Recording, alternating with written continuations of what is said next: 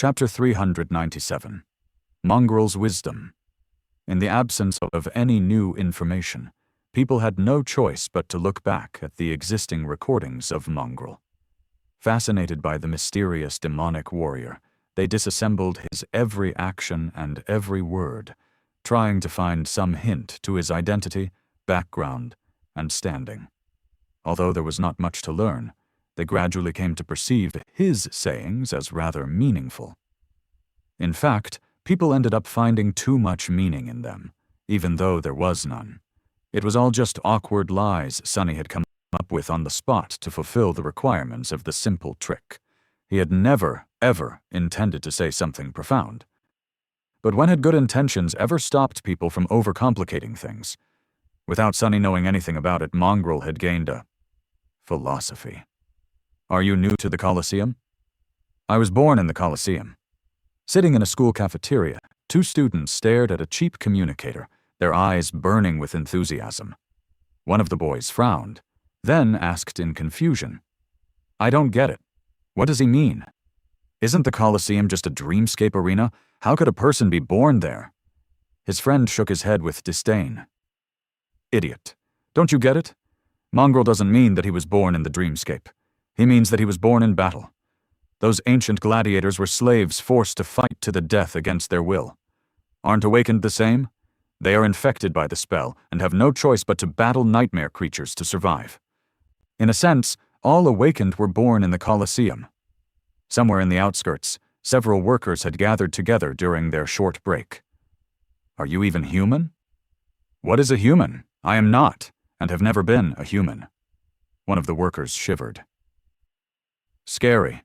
Do you think that Mongrel is actually a nightmare creature that infiltrated the real world?"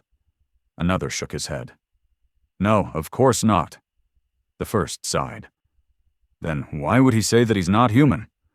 The second worker looked at the dirty tunnel of the industrial air filter exhaust they were cleaning, then at his own calloused hands. "What the hell does it even mean to be a human? Do you think that you and I are really humans? No, you fool. That Mongrel has more brains than you, I swear. He at least understands that just having 2 legs and 2 hands does not make you a human. He gets how it is." The third listened to their conversation and grimaced. "So what? Yeah, he gets it. But I don't see him complaining. That guy took the hand he was dealt and turned himself into a damned sword demon. What have you done? That's the lesson he is trying to teach us, I think. No one will treat you as a human unless you behave like one." Far away, in the sleeper compound of the academy, a group of young men and women were looking at a screen. "That's a big sword you got there. Do you even know how to use it?" "No."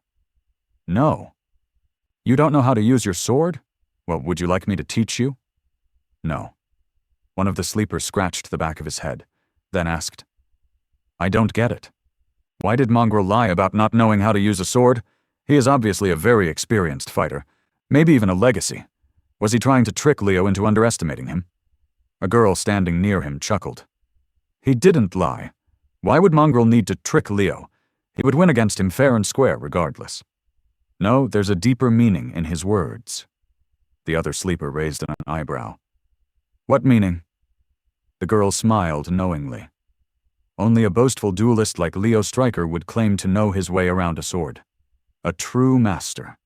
One who battles nightmare creatures in the dream realm instead of playing games with pampered awakened in the dreamscape, would know that they have infinitely more yet to learn than they already know." That's what Mongrel meant. No matter how good he is, he understands that in the grand scheme of things, his skill and power are like that of an infant. Her friend was quiet for a while, then asked, "If that's the case, then why did he say that he doesn't want to learn more?" The girl shook her head. "He didn't say that he doesn't want to learn. He said that he doesn't want Leo to teach him. The true enemy of an awakened is the spell, not other humans. That's why Mongrel doesn't want to be taught by battling humans, even if he has to. And also, if someone is strong like Mongrel, they can end a fight with one strike. But true strength is not needing to strike at all. Maybe that's what Mongrel wants, to become powerful enough so that he never has to bear his sword again." And just a few hundred meters away from them, on her way to the Academy Hospital complex, A young woman in a wheelchair was staring at her communicator with an amused expression on her face. "What are you doing here, in this amateur arena?" "I am here to unlearn." This quote, especially, had become a topic of heated discussion across the network. Among the duelists, it caused a whole philosophical storm. Countless awakened were passionately debating its meaning. No one knew what exactly Mongrel meant, but everyone had at least a theory. The only thing everyone agreed on was that his short statement hid profound, fundamental wisdom about the nature of combat and ways to become a master of it. Not Effie, though.